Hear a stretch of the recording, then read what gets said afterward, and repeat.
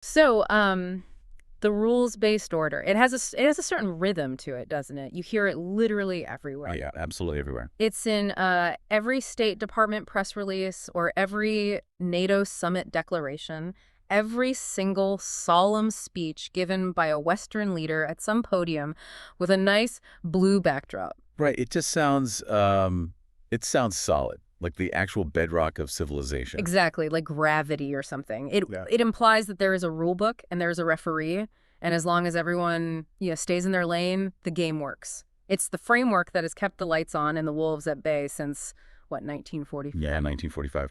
But here's the thing. Today, we're going to dive into a stack of documents Mm. that suggest this operating system isn't just glitching. Right. It hasn't just frozen. It might actually be bricked completely. Correct. Wow. And the most alarming part isn't that the system is failing, it's that the people who built it, I mean the architects, the gatekeepers, they're actually admitting it's dead. Yet they are saying the quiet part out loud, even if they are using very polite um, diplomatic code words to do so. So we are looking at a fundamental shift in reality for this deep dive today. We aren't talking about a minor policy tweak or a little trade dispute.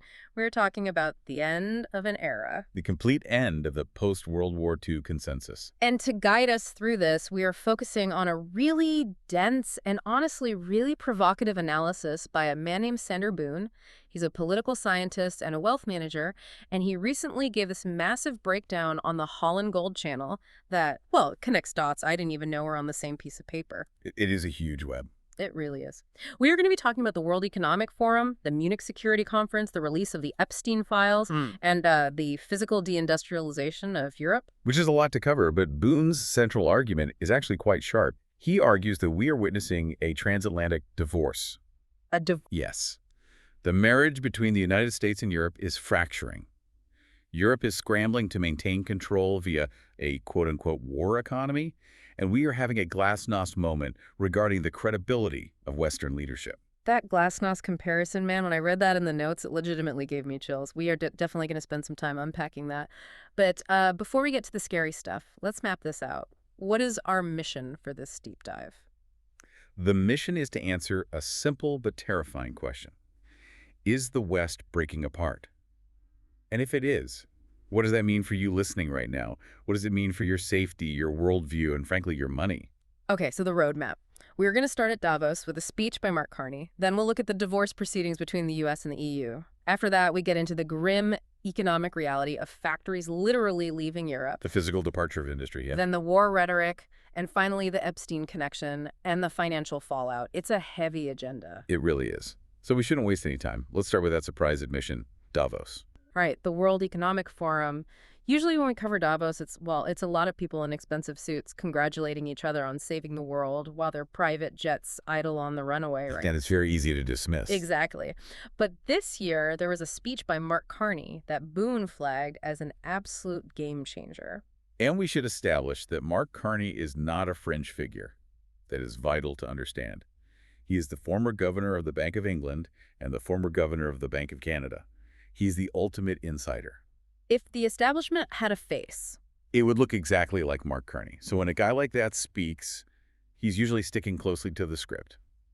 Everything is fine, the fundamentals are strong, trust the experts. which is why his speech was so incredibly shocking. He admitted quite explicitly that the rules-based order is non-existent. He just straight up said it. He said the order is gone. He did. But it was a way he explained it that really caught Boone's attention. Carney used an analogy that I honestly never thought I'd hear from a Western central banker. He compared the current Western adherence to the rules-based order to the Soviet Union. Wait, hold on. A top-tier Western elite comparing his own system to the Soviet Union? That feels like something you'd hear on an internet message board, not at Davos. I know.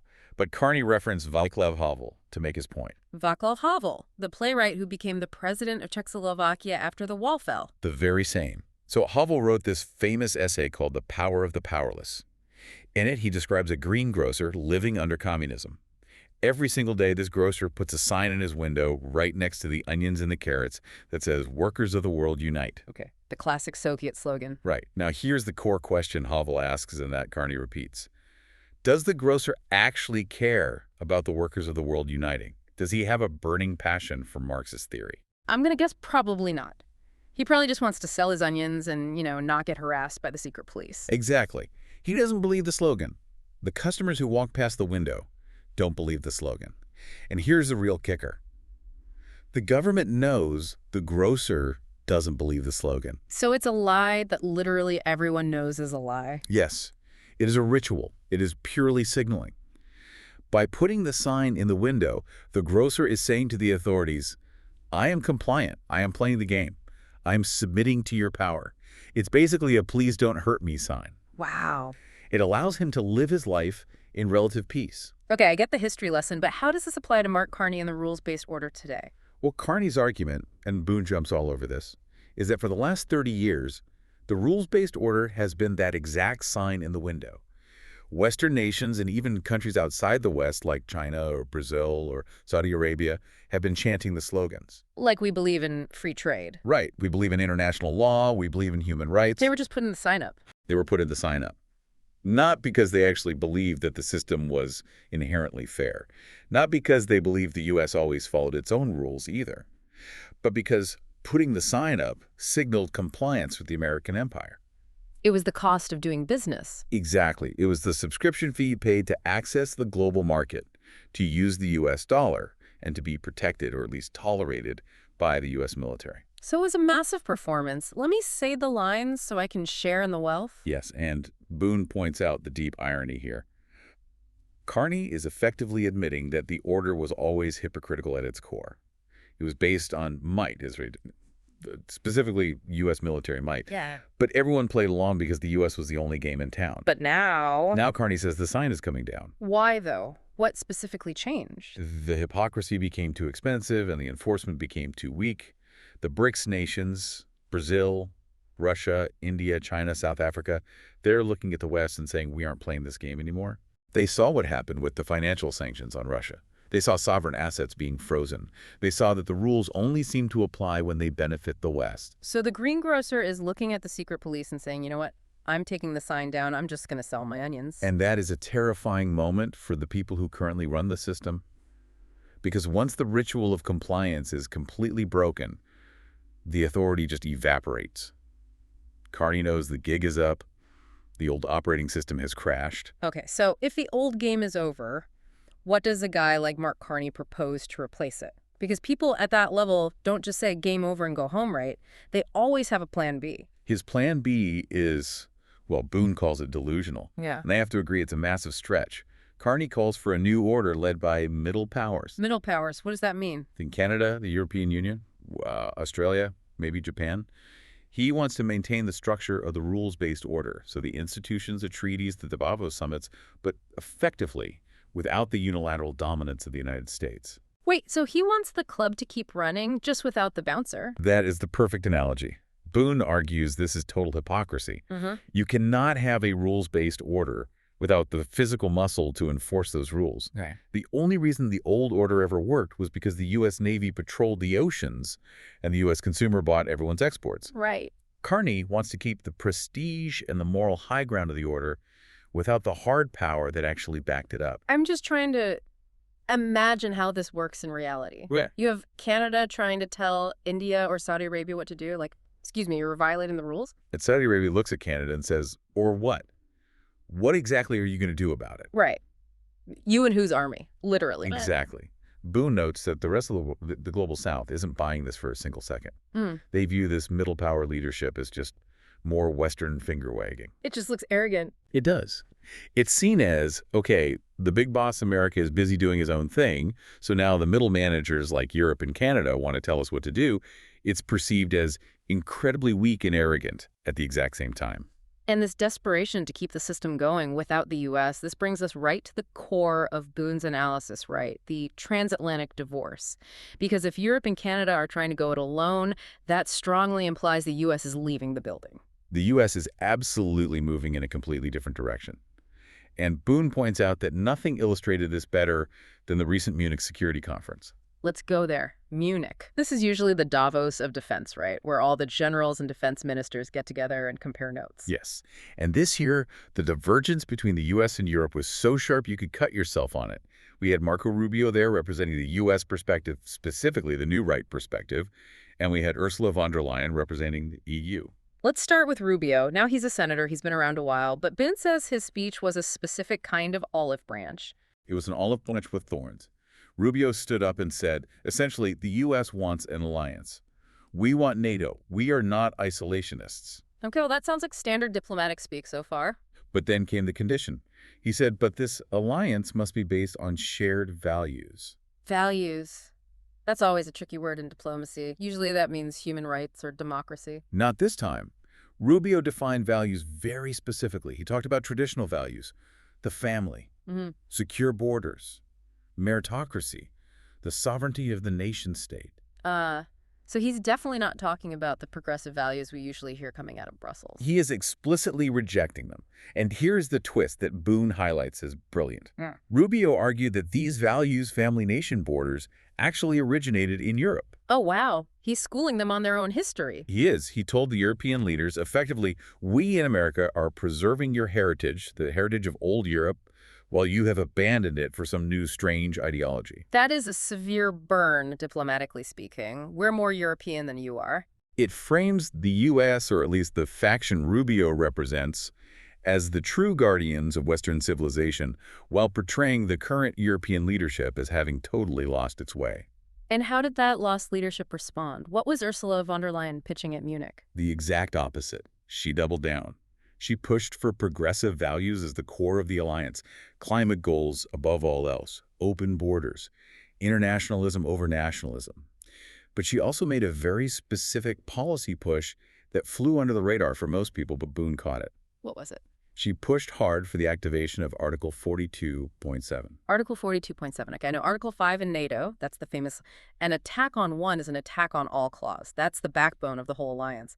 What is 42.7? It is the European Union's version of a mutual defense clause. It's written into the Lisbon Treaty. On the surface, it sounds completely redundant. It says if a member state is the victim of armed aggression, the other member states shall have an obligation of aid and assistance. So it's basically just a backup NATO. Boone argues the hidden agenda here is massive. It's not about having a backup. It is a subtle declaration of independence from the United States. Independence from the U.S., really? Think about the timing. Von der Leyen knows that if the U.S. shifts back to a Trump-style America First policy or simply demands that Europe pays its own way, the current European model is in deep trouble. She wants to build a legal and military structure where Europe can act independently of American influence. She wants to activate 42.7 so that Europe doesn't actually need Article 5. That seems incredibly ambitious given the reality on the ground. Boone calls this the 1776 irony. I really like that phrase. Unpack it for us. Well, the United States is currently preparing to celebrate its 250th anniversary, 1776, independence from Europe. Right. Fireworks, hot dogs, freedom from the British crown. And right at that exact historical moment, Europe is desperately trying to declare independence from American influence. They are trying to reverse the polarity of the relationship. It's like the parent who has been living in the guest house for free for 70 years, suddenly deciding they want to be the head of the household again. But the severe problem is the parent is broke unarmed and doesn't know how to fix the boiler. And that leads us perfectly to the reality check. Because you can make all the grand speeches you want in Munich about strategic autonomy and Article 42.7, but if you can't actually pay the bills, it's just hot air. This is exactly where Boone's analysis gets very grim. We have to talk about the underlying economics. Let's get into the money. Because Boone contrasts the U.S. and EU economic strategies, and it sounds like they're operating on two entirely different planets. They absolutely are. The U.S. strategy is what we might call the feed, fuel, defend doctrine. Boone quotes Trump directly on this. A country that cannot feed itself, fuel itself, or defend itself has few options. It's primal. It's just basic survival mechanics. It is. And the U.S. is actually executing on it. Look at energy. The U.S. is currently the world's largest oil and gas producer. They are actively deregulating, scrapping CO2 limits, doing the whole drill baby drill thing. The goal is cheap, abundant energy to power heavy industry. And Europe? Europe is doing the exact opposite. They are sticking religiously to wind and solar. They have deliberately shut down their nuclear plants. Although Boone notes that Germany's opposition leader, Friedrich Merz, recently admitted this was a massive strategic blunder. Too little too late, though, right? Exactly. The damage is done. Energy in Europe is now structurally expensive and unreliable compared to the U.S. And as we know, energy is the feedstock of everything. You cannot make plastic or steel or fertilizer without cheap, reliable power. You really can't. And this brings us to the most shocking anecdote in the entire source material. Boone describes a factory on the Maasvlakte. The Maasvlakte. For you listening who might not know, this is a massive industrial harbor zone in Rotterdam. It's essentially the engine room of the Netherlands and really a major hub for all of Europe. Right. So Boone talks about a specific petrochemical plant located there. Now, usually when we talk about deindustrialization, what do you picture in your head? I picture a classic Rust Belt scenario. A heavy padlock on the chain link gate. Weeds growing up through the cracks in the empty parking lot. Broken windows. That's passive deindustrialization. What Boone describes as active deindustrialization.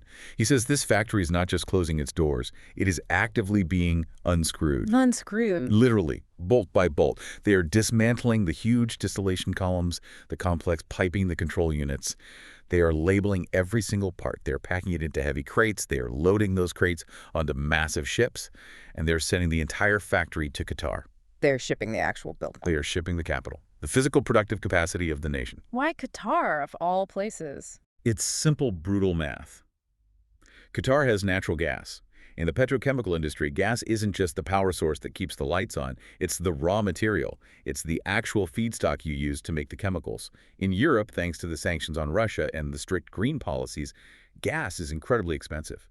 In Qatar, it's practically free. So the basic business case for making chemicals in Europe is just dead. It's completely gone. And Boone's point, and this is what European listeners really need to internalize, is that once that factory leaves, it doesn't come back. You don't just hit pause on heavy industry. Once that steel is reassembled in the desert, that productive capacity is lost to Europe forever. The jobs, the tax revenue, the strategic ability to make your own materials? Poof, gone. Boone cites a number here that genuinely scared me when I read it. He says 10% of petrochemical capacity has left Europe in just the last 3 years. 10%. In 3 years, that is a collapse. That is not a cyclical recession. That is a structural unwinding of the Industrial Revolution. So if the real factories, the ones that make actual tangible stuff, are packing up and leaving, what is Europe planning to build instead? Right. Boone talks about this People's EV. Yes, the 15,000 euro electric vehicle. And he compares it directly to the Trabant. The Trabant Yeah. is a perfect comparison. I feel like we really need to explain the Trabant for the younger listeners or anyone not familiar with Cold War history. Please do. So the Trabant was the flagship car of communist East Germany. It was made of, well, basically recycled cotton fibers and plastic resin. It had this tiny two-stroke engine that smoked like a chimney. It didn't even have a fuel gauge. You had to use a dipstick under the hood to check your gas. And the waiting list to get one was something like 10 years ago. Exactly. And why was it so notoriously bad? Because it wasn't designed by a competitive market. It was designed by a government committee. The state said, comrades, we need a car. It must cost exactly this much. It must use these specific materials. Which is exactly Boone's point. It was a political product, not an economic one. He argues that Europe's current push for this cheap EV is the exact same phenomena. It's a state-mandated economy.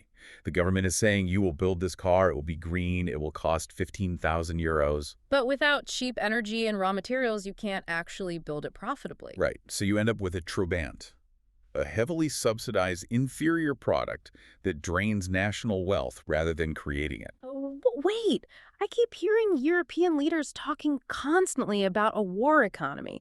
You turn on the news and it's all about ramping up production.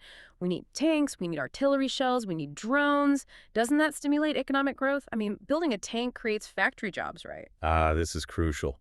Bean calls this the war economy fallacy. And to truly understand why he thinks it's bogus, we have to look at the economist Frédéric Bastiat. The French economist from the 1800s. The very same. Yeah. He is most famous for the parable of the broken window. Walk us through the broken window because it perfectly explains this. So imagine a shopkeeper in a small town. A hoodlum walks by and throws a brick through his front window. Smash. The glass is everywhere. Obviously a bad day for the shopkeeper. A terrible day. But the townspeople gather around the broken glass and they start talking. And someone says, well, hold on. This is actually good for the local economy. The shopkeeper has to pay the glazier to fix the window. The glazier gets 50 francs. Then the glazier takes that 50 francs and buys bread from the baker and shoes from the cobbler. The money circulates. The broken window created economic activity. I mean, on the surface, that logic seems to track. Money is indeed moving around. But Bastiata points out the fatal flaw. He asks what is seen and what is unseen. What is seen is the glazier getting paid. What is unseen is what the shopkeeper would have done with that 50 francs if his window had never been broken. He might have bought those new shoes himself, or invested in expanding his shop. Exactly. He is now 50 francs poorer. He has a window, which he already had yesterday. No new wealth has been created whatsoever. The community has simply spent labor and resources just to get back to zero. Real wealth has been destroyed equal to the value of the window.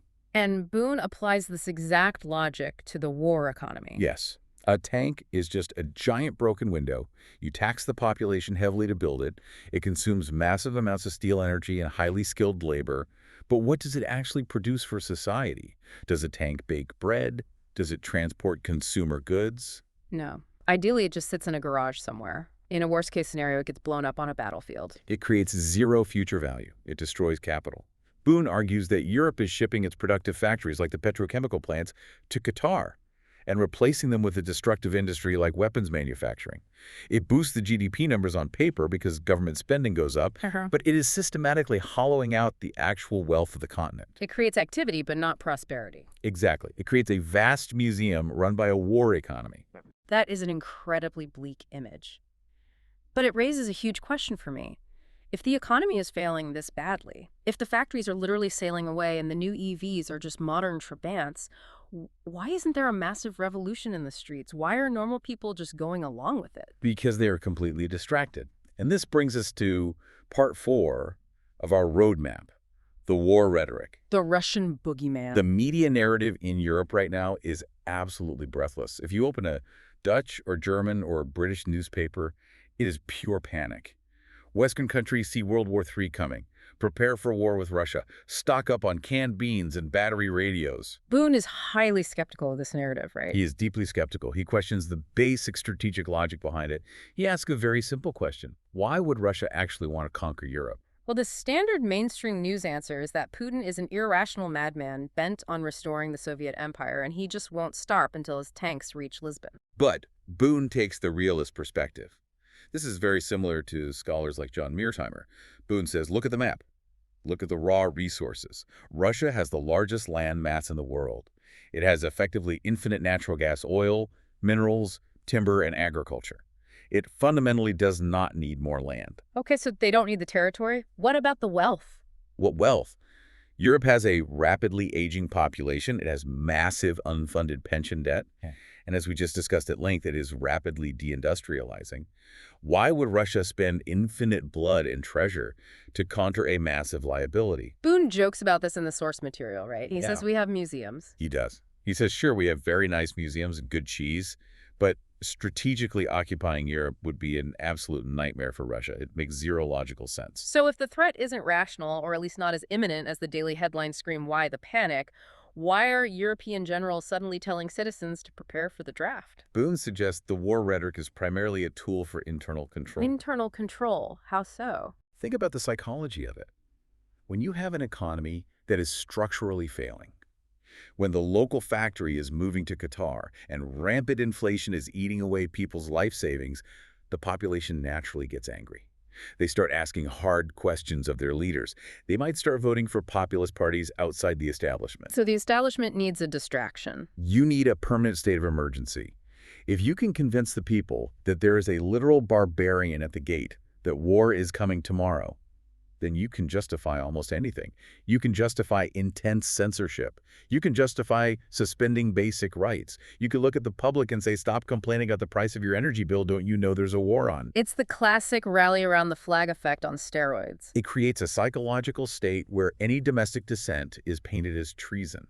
It perfectly distracts from the internal decay of the system. But isn't there a massive danger there? If you keep shouting war is coming and you keep moving troops to the border to look tough, you create a self-fulfilling prophecy. Boone warns about this explicitly, and he points to the diplomatic back channels to prove it. The source material cites actual tweets from the Russian embassy, which usually Western media just ignores as pure propaganda. But Boone says we should really listen to what they are telling us right now. They tweeted things like, "You are preparing for war, not for peace." And Dutch rhetoric is fueling confrontation. They are basically saying, we hear what you're saying, and we're taking it seriously. Exactly. If Europe keeps escalating the rhetoric purely to distract its own population, Russia might eventually say, okay, they're actually going to attack us. We better strike first to protect ourselves. Europe might inadvertently trigger the exact conflict they claim to be preventing, all because they desperately needed a domestic political distraction. That is the most dangerous game of chicken imaginable. It truly is. And Boone points out that this didn't just start in a vacuum yesterday. He brings up the entire NATO expansion context. Which is the part that always gets people yelling at each other online. It does, but we have to look objectively at the argument he's making. Boone outlines the realist view. The war in Ukraine was not an unprovoked event that happened out of nowhere. It was a direct result of decades of NATO expansion toward Russia's explicitly stated red lines. Putin has been warning the West about this since 2007. The famous Munich speech. Yes, he said Ukraine is a red line for us, but the West, operating under its rules-based order hubris, essentially said, we don't care about your red lines.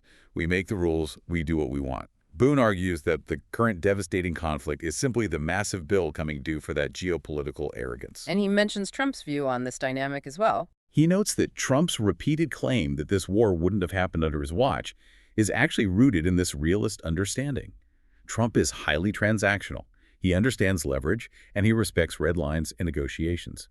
He would have likely cut a pragmatic deal. He'd say, okay, no NATO membership for Ukraine, but you give us X, Y, and Z in return. The current European leadership is driven entirely by ideology, not reality. They couldn't cut a deal because their rules-based order religion simply wouldn't allow them to compromise. Ideology versus reality, that really seems to be the overarching theme of this whole deep dive. The factory leaving Rotterdam is reality.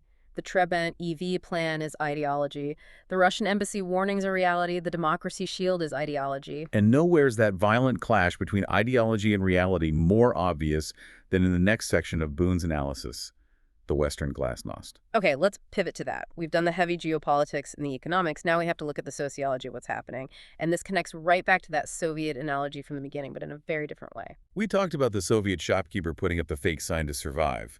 Now let's talk about how the Soviet Union actually fell apart. Glasnost. Glasnost means openness, right? It was Mikhail Gorbachev's big policy in the late 80s. Yes.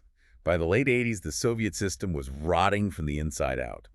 Gorbachev thought, if we just allow some minor criticism, if we allow people to openly talk about the inefficiencies, we can fix the system.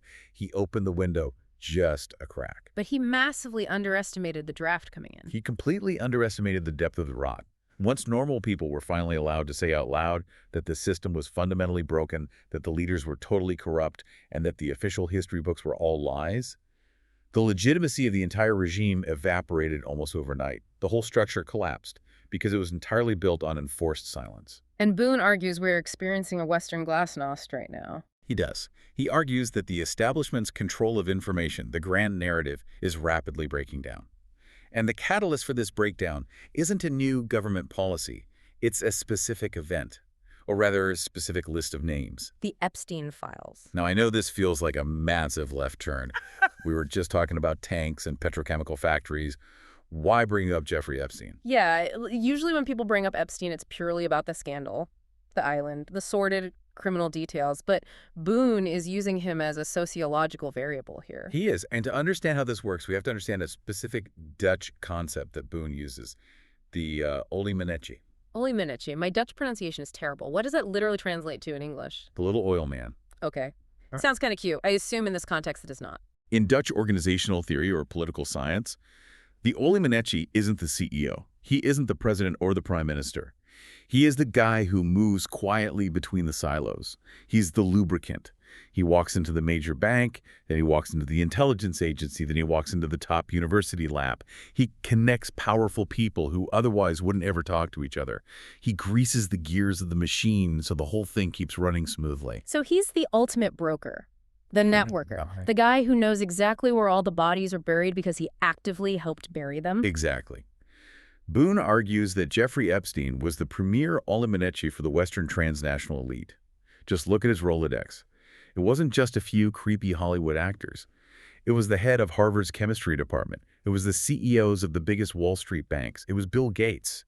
It was Prince Andrew. It was high-level intelligence figures from multiple different countries. He was the central node connecting finance, science, politics, and royalty. And that is exactly why the Glasnost comparison works so perfectly. The release of these files and the slow, painful drip of information coming out of the courts is revealing the Olimanechi to the public. And by exposing him, it exposes the entire corrupt network he was servicing. It absolutely destroys the moral authority of the class that rules over us. Correct. You simply cannot stand on a pristine podium in Munich and lecture the global South about human rights and democratic values when your top scientific, financial, and political elite were all taking private meetings with a prolific sex trafficker on a private island.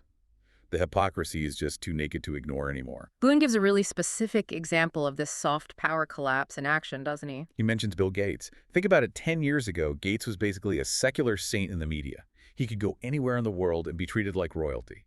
Now, Boone notes that when Gates tries to give a public speech in places like India, he faces massive protests. He faces direct hostile questions about his close association with Epstein.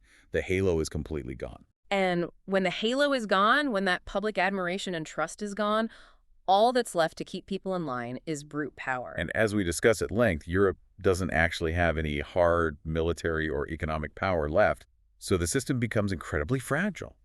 The Glasnost moment is the public's realization that the people in charge aren't just grossly incompetent, like with the factory moving to Qatar, they are morally bankrupt. So the grand narrative crumbles. The grocer takes the sign down. The factory physically leaves. What does the regime do in response to all this? Do they admit they were wrong and change course? Never. Regimes in steep decline only ever do one thing. They tighten their grip. This is exactly why Boone brings up the control grid. The Digital Services Act in Europe. The Democracy Shield. These laws always have such nice, comforting names. Hmm? Democracy Shield. Who in their right mind doesn't want to shield democracy? But what do they actually do in practice? They are legal mechanisms designed to label any domestic dissent as disinformation or hate speech. Boone points out the clear pattern we've seen over the last few turbulent years. Things that were officially labeled dangerous conspiracy theories, things like vaccine efficacy or the true origins of the war or the Hunter Biden laptop or even just bad economic data, very often turn out to be completely true 6 months later. But at the time, they were heavily banned and censored. Exactly. The system is desperately trying to stop the glasnost from spreading. They're trying to force the toothpaste back into the tube. They genuinely think if they can just ban hate speech or outlaw fake news, they can magically maintain the illusion that the rules-based order is still working fine. But going back to the Soviet analogy, clamping down didn't save the Politburo. It just created a pressure cooker that made the explosion exponentially bigger when it finally happened. Precisely. You cannot censor your way out of a fundamental crisis of competence. You can easily ban people from posting online that the factory is moving to Qatar, but the factory is still physically moving to Qatar. Yeah. Reality always wins eventually. Man, that is heavy. We have painted a picture of a global system in deep structural crisis, a dying world order, a fractured transatlantic alliance, an economic suicide pact in Europe, and a terminal crisis of moral legitimacy. It's the perfect historical storm. If I'm listening to this right now while driving to work or doing the dishes, I'm probably thinking, okay, thanks for the anxiety attack, guys. But what does this actually mean for me personally? Is my money safe in the bank? That is exactly the right question to be asking. Boone is a professional wealth manager, so he doesn't just sit back and admire the problem. He rigorously looks for the practical financial implications, and he has some very specific warnings. Let's get into the so what for the listener. What happens to ordinary capital during a Western glasnost? First, we have to recognize the macro shift. We're aggressively moving from globalization to deglobalization. The world is breaking apart into distinct blocks.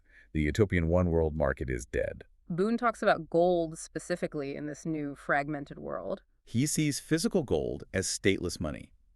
In a world where the U.S. dollar is increasingly weaponized through sanctions and the euro is weakening due to rapid deindustrialization, gold remains neutral.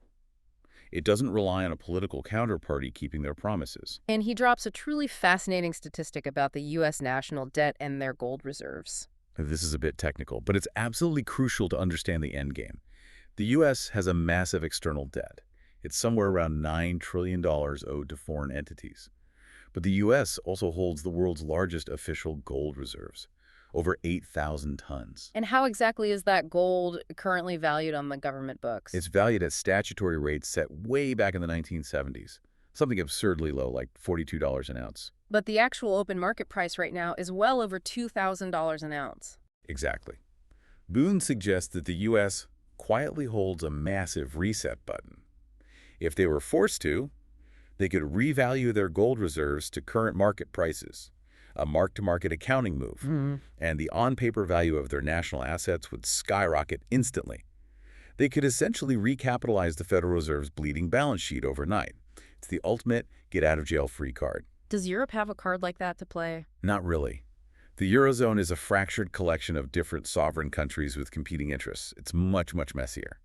And that leads directly to the biggest financial risk for European listeners. Capital controls. This is the one phrase that should make everyone's ears perk up immediately. Explain what capital controls actually look like for a normal, everyday person.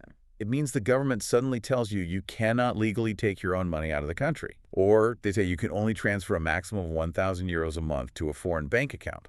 Or worse, you have to forcibly convert your foreign currency holdings into depreciating euros. Why would a democratic government ever do that to its citizens? Pure desperation. As Europe doubles down on this destructive war economy, and as the smart money, like those factory owners moving to Qatar, tries to flee the continent, the value of the euro will inevitably drop. To prevent a total currency collapse, the government might simply lock the financial doors. They trap the citizens' capital inside the borders to force it to buy unwanted government debt. It's the Hotel California economy. You can check out anytime you like, but your money can never leave. Exactly. Boone warns that as the flight forward of these desperate technocrats continues, they will become increasingly authoritarian regarding private property rights. They will always prioritize the bare survival of the state system over your individual rights. So his practical advice is don't be sleeping in the hotel when management finally locks the front doors. Geographic diversification, that is the key phrase to remember. Don't just have different types of assets, like a mix of stocks, bonds, and cash. Have your assets located in completely different legal jurisdictions. He specifically mentions Switzerland and Singapore, right? Yes. Places completely outside the European Union's legal and bureaucratic reach. Places that have a long, stubborn tradition of respecting property rights and maintaining geopolitical neutrality. The core idea is to build a personal financial lifeboat that the European Commission cannot legally sink. It's a very sobering thought, the idea that we need to start treating our own elected governments as a major counterparty risk to our wealth. It is grim, but that is the harsh reality of living through a glasnost moment. When the overarching system is fracturing, loyalty to that failing system becomes a massive financial liability. We have covered an absolute mountain of ground here today. The death of the post-war rules-based order, the deep clash of values between the U.S. and Europe, the literal economic hollowing out of the continent, and the terminal moral crisis of the elite class. It really isn't just politics as usual anymore. It genuinely feels like a once-in-a-century tectonic shift. We're watching the continental plates physically pull apart. We really are. And Boone leaves us with a final thought in his analysis. A haunting historical parallel that I honestly can't shake out of my head. The West today, looking exactly like the late-stage Soviet Union. Governed by a rigid ideology that no longer matches the physical reality on the ground. Managed by a wealthy elite who deeply fear their own domestic population and relying entirely on digital censorship to keep the grand narrative intact. And the ultimate question he leaves us with is the one we should all be asking ourselves tonight. If glasnost brought down the mighty Soviet Union, what will this Western glasnost do to the European Union? That is the defining question of our decade. And my final thought for you, the listener, to mull over is this. If the state is busy building a hollow war economy to mask its failure, and the currency might get locked down, maybe you need to think about building your own personal strategic autonomy. Not just moving your wealth, but building skills networks and resilience completely outside of the state's control altogether. Because Boone tells us to look at the boring details, right? Don't look at the grand speeches. Don't look at the little slogans in the shop window. Look at the industrial output. Look at obscure treaty clauses like 42.7. Look at where the heavy factories are physically moving, because that is where the truth actually is. Always follow the physical reality, not the political narrative. Exactly. Thank you for diving deep with us today. This was a really heavy one, but absolutely necessary to understand where the world is going. Keep your eyes open, watch out for falling signs, and we'll catch you on the next deep dive. Stay curious.